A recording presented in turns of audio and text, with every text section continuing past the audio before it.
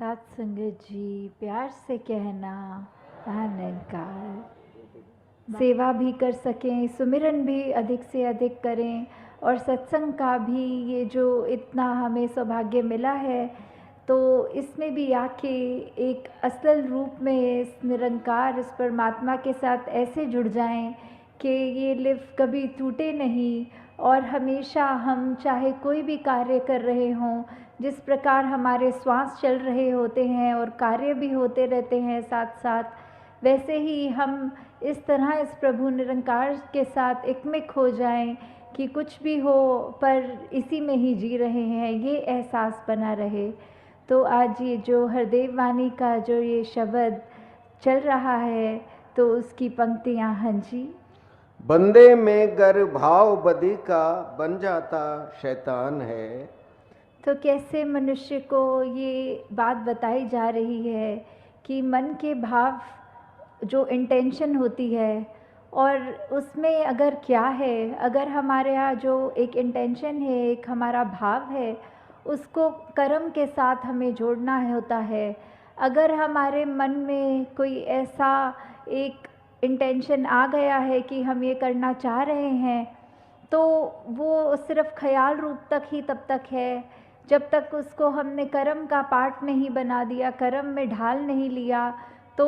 वो फिर एक हमारी नियत, हमारा करने का जो मन का भाव है, वो उस तरह हो जाता है कि जैसे एक इंसान अगर गलत सोचेगा तो फिर वो गलत ही करेगा, अगर वो पतन की ओर जाएगा तो फिर एक उसके कर्म उसको और नीचा धकेलेंगे। तो बात सिर्फ सोच की है, मन की है। मन में ऐसे बुरे ख्याल अगर आएंगे तो ही हम गलत काम भी करेंगे, और उसी को अगर हमने ऐसा देखना है कि हमें गलत काम से दूर रहना है, हमें अगर उस तरह अपने जीवन को एक खुशबूदार फूल की तरह रखना है, तो हम अपने ख्याल में, अपने जहन में ही ऐसा कुछ आने नहीं देंगे जो आगे चल के हमारे कर्म में बन जाए। हाँ जी। भाव अगर है नेकी वाला बन सकता भगवान है। तो यहाँ भाव फिर से यहाँ विपरीत एक अच्छा भाव है,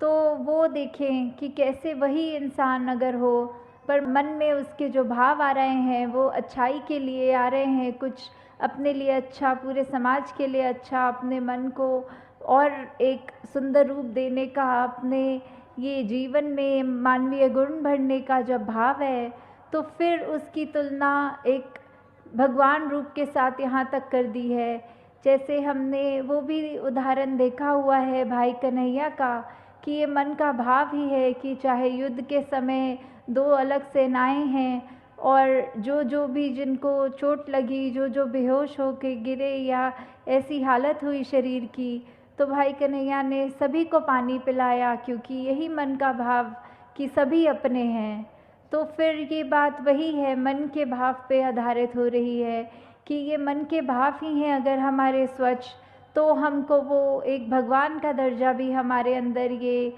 आ रहा है कि एक मनुष्य होते हुए हमारे कर्म एक इतने ऊंचे हैं। और यहाँ वही अगर हमारा एक मनुष्य होने के बावजूद हम अपने ऐसे कर्म करें जिससे हम दूसरों को एक चोट पहुँचाएं, तो फिर हमारा इंसान का चाहे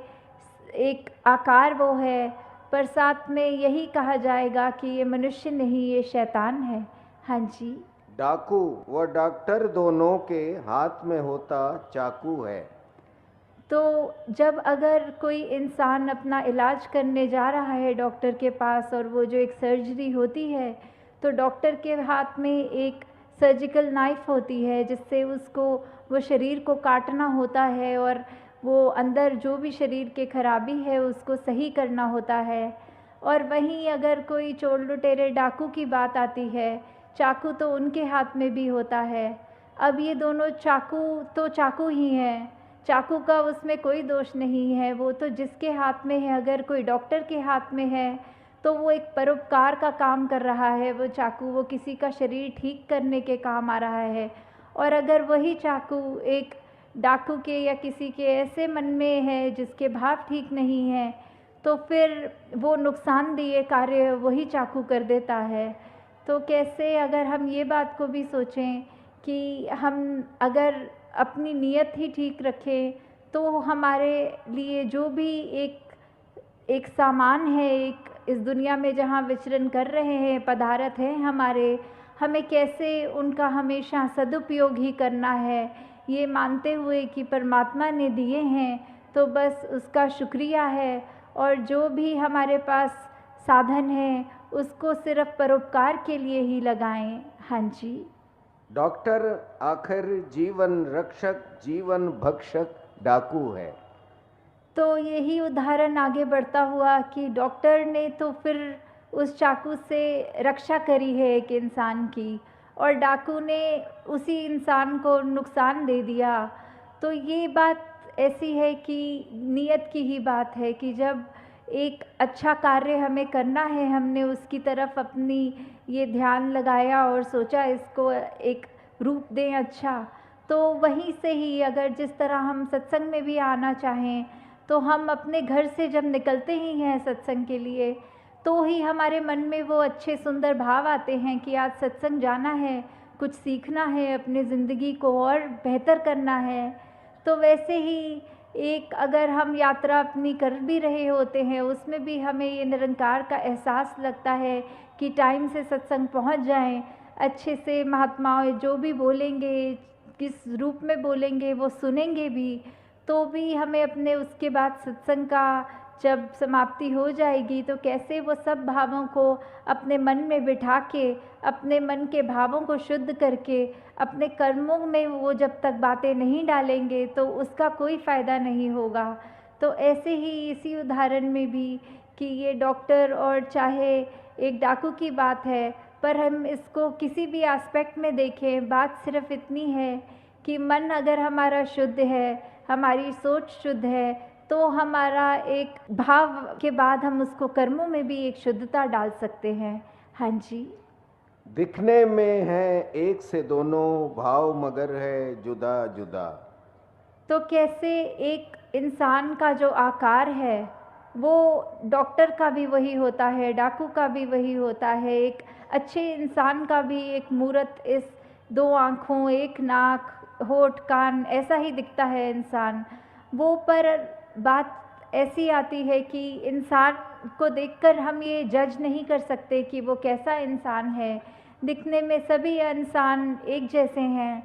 पर अगर हमें यही देखना है कि कौन इंसान कैसा कर्म कर रहा है, उसी से हमें पता लगता है कि हमें इस इंसान के पास जाना है, ये तो बहुत अच्छी बातें करता है, इसका जीवन देखो कितना सुंदर है, हमें इससे शिक्षा लेनी है, हमने इसके जैसा बनना है। और वहीं दूसरी ओर अगर इंसान हम ऐसा देखें जो कठोर वचन भी बोल रहा है, खुद भी परेशान है, औरों को भी परेशान कर रहा है, तो हम हरगिज़ उस इंसान के पास नहीं जाना चाहेंगे। तो इंसान ही है, ये 5 तत्व जो है वो हर इंसान में है, पर हम अपनी सोच, अपने दिल, हमारे पास जो ये चेतनता है, ये ब्रह्म ज्ञान है, हम उसका कैसे सदुपयोग कर रहे हैं वो हमारे हाथ में है। हम कैसे अपने जीवन की दिशा को कहाँ ले जाना चाहते हैं ये भी हमारे हाथ में है। हाँ जी। एक बुराई करता हरदम, एक भलाई करे सदा। तो कैसे ऐसा ही इंसान जो हमेशा उसके पास अगर तो उसकी, जैसे अभी ये डॉक्टर का ही उदाहरण चल रहा है कि कैसे अगर तो एक डॉक्टर की भी मति खराब हो गई तो फिर उसको भी अगर वो सर्जिकल नाइफ मिलेगी तो उसने भी नुकसान पहुंचाना है। और एक अगर डाकू का भी उस समय हृदय में परिवर्तन आ जाए तो उसने भी वो चाकू हाथ में होते हुए किसी के चोट नहीं पहुंचा सकता। तो बात कोई ऐसी नहीं है कि हम संसार में काम क्या करते हैं, बात सिर्फ वो इरादे की, वो मन के भाव की और वो कर्म पे आ जा रही है। देंगे हम ऐसा सोचेंगे कि अगर किसी ने कुछ नुकसान किया है हमारा तो भी उसके लिए ये परमात्मा से यही अरदास रहेगी कि उसको क्षमा करना। उसके अंदर अगर कोई भाव बिगड़ रहे हैं तो उसकी मति में अगर कुछ खराबी है तो दातार उसको ठीक सोच बख्शे, दातार उसके कर्मों को सुधार दे और कैसे फिर वही उदाहरण आ जाता है फूल का, कांटों का, कि कैसे शायर भी एक फरमा रहे हैं कि फूलों ने तो निभा ली कांटों से, पता नहीं इंसान किस दिन इंसान से प्यार करेगा। कि कहाँ ये चोट पहुंचाने वाह। वाले जो कांटे होते हैं, फूल तो उनके साथ विचरण कर रहे हैं, फिर भी उनसे नफ़रत नहीं कर रहे। ये पता भी है कि फूल की पंखुड़ी छुएगा अगर कोई व्यक्ति तो उसके हाथ में खुशबू होगी, पर फिर भी अगर उसी के फूल के नीचे थोड़ा हाथ पंखुड़ी से नीचे लग जाए तो कांटे चुभेंगे उस इंसान को। तो ये बात जानते हुए भी फूल कोई अपना